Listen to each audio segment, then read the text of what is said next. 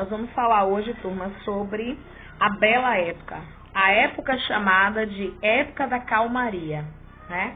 Essa época da calmaria nada mais era do que uma maquiagem daquela época do caos, né? A época em que as pessoas acreditavam numa calma acentuada, né? Numa característica de um mundo diferenciado.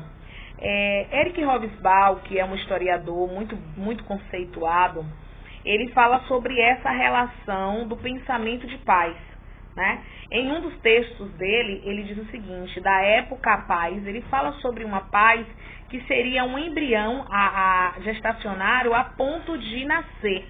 Ou seja, a guerra seria esse embrião, já formado e articulado pela sociedade naquele momento. E que, de certa forma, para eles, era muito mais do que necessário que as pessoas pensassem assim. Esse mix de tranquilidade e evasão da guerra a todo vapor, questionava-se muitos, né? Buscava-se essa informação. Como poderia, dessa forma, né, tanta articulação mediante a esses fatores? E começamos a entender, principalmente pelas características visíveis, que são denominadas dessa bela época como a formação de grandes impérios, que era mais do que observador, que era necessário essa formação dos impérios. Então, os impérios se formavam naquela época, a formação de impérios, o determinismo racial, ou seja, o ar da superioridade. Quem era branco era enfatizado como alguém que tinha meios da sociedade. Então, quem não participava dessa determinação racial era tido como inferior. Vem outro critério, que seria as reformas urbanas, principalmente acentuadas em intensas obras de prédios, de bares, atividades com grande vapor, né? A inatividade e avanço técnico. Essas inatividades são várias invenções que começaram a ser projetadas em favor de cada vez mais expandir.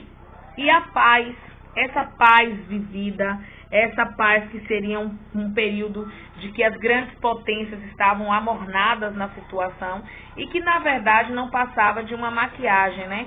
Porque se fala que a última guerra armada seria a Guerra Franco-Prussiana, de 1870 a 1871, quando, na verdade, tudo isso já vinha eclodindo. A guerra era algo mais do que certo. E podemos visualizar isso com grande exatidão no que se diz respeito quando falamos do Titanic. Essa relação do Titanic, por exemplo, ela nos dá uma dimensão com amplitude quando a gente pensa de uma cena entre a mãe e Rose, né? Que Rose, ela tinha um noivo e conhece Jack no navio, mas Rose já tinha um casamento pré-determinado. E esse casamento de Rose era algo mais do que certo pela questão de conveniência. A conveniência falava mais alto naquele momento. Porque em uma das cenas ela cita, né, que a filha tem que casar para que elas permaneçam na alta sociedade. E Rose questiona a mãe, né? Terei que pagar o preço pela perda da fortuna por falta de noção do meu pai, de ter perdido a nossa fortuna em cassino? Então o pai dela tinha perdido todo o dinheiro em jogos, né?